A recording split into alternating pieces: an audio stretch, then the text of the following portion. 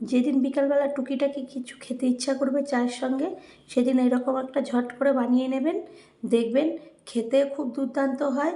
আর আপনি চায়ের সঙ্গে কিংবা মুড়ি সঙ্গেও খেতে পারবেন, কিংবা বাচ্চাদের টিফিনেও দিতে পারবেন। তো তার জন্য আমি কড়াইতে প্রথমে সাদা তেল দিয়ে দিলাম। তেল একটু গরম হতেই ওর মধ্যে আমি দিয়ে দেব পেঁয়াজ, কুচনো পেঁয়াজ দিয়ে দেব, ডুমো ডুমো করে গোল গোল চৌকো চৌকো করে কাটা পেঁয়াজ, সেই পেঁয়াজ দিয়ে দেব।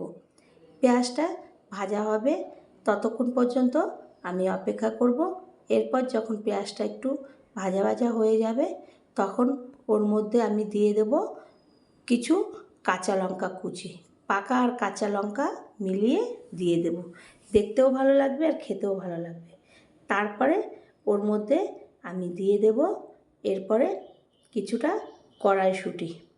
কড়াইশুঁটি দিয়ে আমি ওর মধ্যে এরপরে নাড়তে থাকবো। আমি আবারও ভালো করে এর মধ্যে নাড়ব। তারপরে দিয়ে দেব আমি হলুদের গুঁড়ো, লঙ্কার গুঁড়ো আর জিরের গুঁড়ো, লবণ, এইগুলো দিয়ে দেব। তো লঙ্কার গুঁড়ো সামান্য পরিমাণ দেব, যেহেতু কাঁচা লঙ্কা দিয়েছি তার জন্যে। এরপরে দিয়ে দেব টমেটো কুচি। টমেটো কুচি দিয়েও ভালো করে কড়াইশুঁটি, লঙ্কা আর মশলার সঙ্গে ভালো করে নাড়ব। যখন একটু কষা কষা ভাব এসে যাবে, একটু নরম হয়ে আসবে, তখন আগের থেকে ম্যাশ করে রাখা আলু, সেই আলুর দলাটা দিয়ে দেব। আলুটা দিয়ে এরপরে এই টমেটো, কড়াইশুঁটি, লঙ্কা, মশলার সঙ্গে ভালো করে মিশিয়ে নেব। আর একটু ওর মধ্যে চাট মশলা দিয়েছি। চাট মশলা দিলে গন্ধটাও বেশ ভালো লাগে, খেতেও ভালো লাগবে। এরপরে ভালো করে কষবো এই আলুটাকে।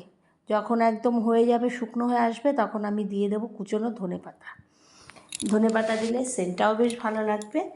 এর জন্যে ধনেপাতাটা দিয়ে ভালো করে আবারও সমস্ত আলু, কড়াইশুঁটির সঙ্গে এইভাবে মিশিয়ে নেব টমেটোর সঙ্গে। মেশানো হয়ে গেলে ওভেনটা বন্ধ করে আমি আস্তে আস্তে একটা প্লেটের মধ্যে এই পুরটা আমি তুলে নেব। এই আলু, কড়াইশুঁটি, টমেটোর পুরটা, আর যেহেতু কাঁচা লঙ্কা, পাকা লঙ্কা দেওয়া, দেখতেও ভালো লাগে, যখন ভেতরে মুখে পড়বে খেতেও ভালো লাগবে। এরপরে তুলে এটাকে আমি সাইডে রেখে দেব। এইদিকে আগের থেকে আটা আমি ময়দা মেখে রেখেছিলাম, সেই দিয়ে একটা রুটি করে নিলাম। এরপরে প্রথমে একটা রুটিটাকে দুটো ভাঁজ করব, ভাঁজ করে আবার একটা ভাঁজ করে নেব, করে একটা ছুরি দিয়ে মিডিলটা আমি কেটে নেব। এরকম যেরকম নিমকি করে ওরকমভাবে ভাঁজ করে নেব। মিডিলটা যেই ফাঁকা হয়ে গেল চৌকোনো মতন, তখন একটা ছুরির সাহায্যে আমি মধ্যখান থেকে আবারও এইভাবে কেটে নেব। কেটে নিয়ে আবারও তার পাশ দিয়ে যে আকার দেওয়া রয়েছে সেইভাবে আমি কেটে নেব। কেটে সমস্তটা কাটা হয়ে গেলে আমি ওটা চারটে টুকরো হয়ে যাবে। এই রুটিটার থেকে চারটে টুকরো বার হবে। বার হওয়ার পরে আমি টুকরোগুলোকে আলাদা আলাদা করে ছাড়িয়ে নিয়ে এরপর যে আমি কড়াইশুঁটি, আলু, টমেটো, লঙ্কা, ধনেপাতা দিয়ে যে পুরটা তৈরি করেছিলাম, সেই পুরগুলো ওই রুটিটার মধ্যে দিয়ে দেব। ময়দার যে রুটিটা করেছিলাম সেটার মধ্যে দিয়ে দেব।